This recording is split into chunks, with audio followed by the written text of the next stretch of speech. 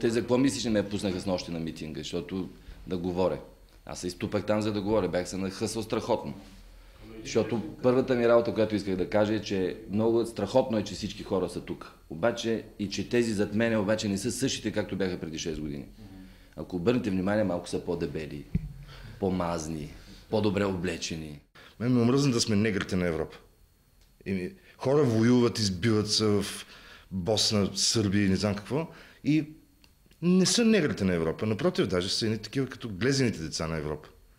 Ние през цялото време спазваме ту ембарго, ту онова и непрекъснато сме в така незавидното предпоследно място. Сега вече сме и на последно място.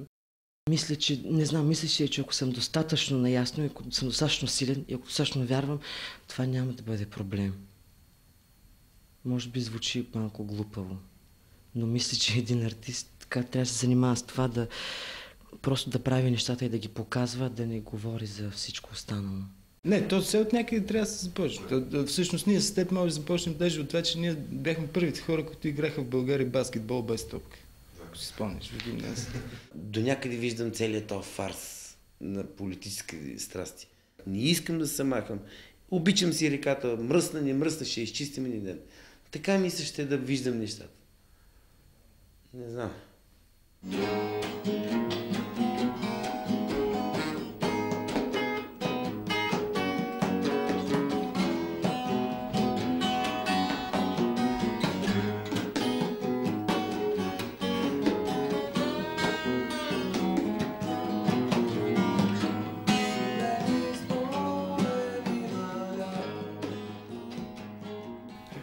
Не, според мен, какво сега имаме си страна като слънце, като природа.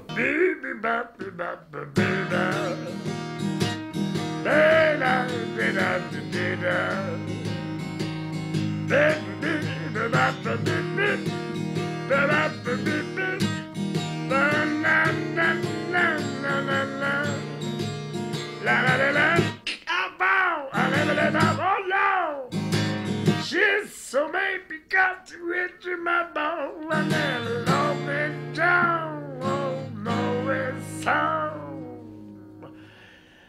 We got this. No. No. No.